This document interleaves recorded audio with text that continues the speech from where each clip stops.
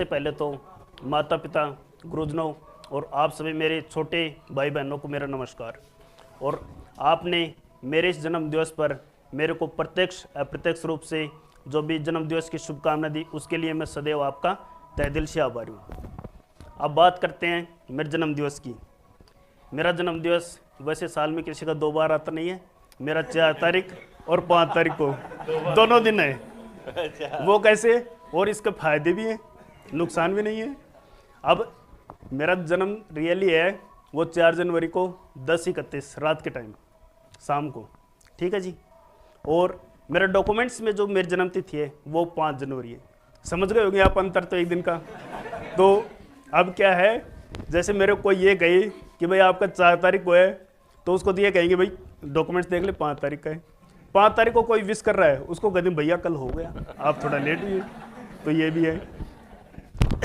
अब मेरे जन्म दिवस पर मैं आप सभी को एक संदेश है। जैसे एक तो मेरा यही है, आप भी स्टूडेंट हो, मैं भी आपकी तरह ही हूँ, आपसे थोड़ा बड़ा हूँगा।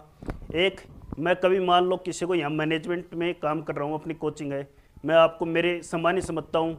और पता नहीं अपन कई बार होता है ऐसा कि अपन राह भटक जाते हैं या अपने जो पथ होता है उससे विचलित हो जाते हैं। तो मैं कई बार किसी को टोक भी देता हूँ, डांट भी देता हूँ। और ये नहीं कि डांट दिया तो आज माफ़ी मांगूंगा, नहीं मांगूंगा, आगे भी डांटूंगा, बिल्कुल डांटूंगा। और वाजिब है, क्यों? आपके माता पिता ने फीस दी है, पूरी फीस दी है, और उनको फीस ही नहीं देते वो आपको घर पर आपको जैसे महीने का आपको पूरा भेजते हैं, तो उनको एक पैसे नहीं भेज रहे वो आपको।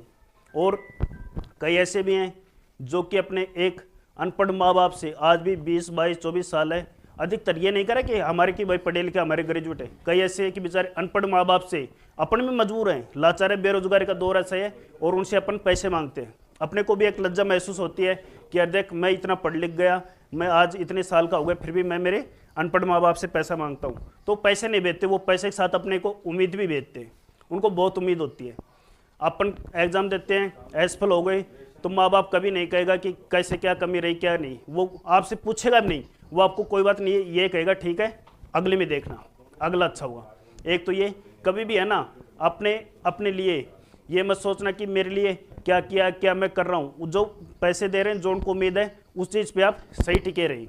सही रणनीति हो, सही दिशा हो, तो अपने आप सच्ची सफलता अपने हाथ अपने आप लग जाएगी। एक बात। दूसरी, आप अपने प्रति समर्पित रहिए, समर्पण रहिए, सच्चे लगाव रखिए, सच्ची मेहनत रखिए।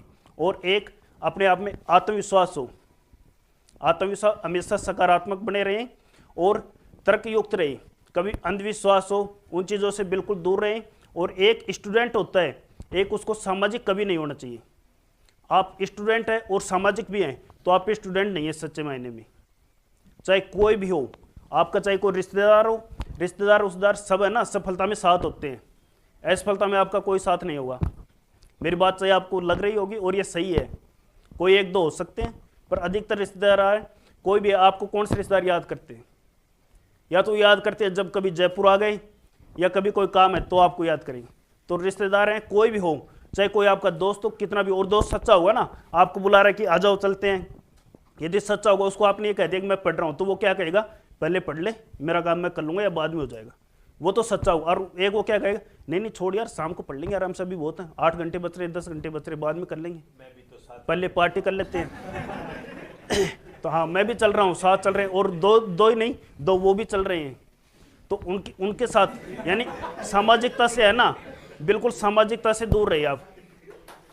ये मेरा संदेश है। जय हिंद, जय भारत।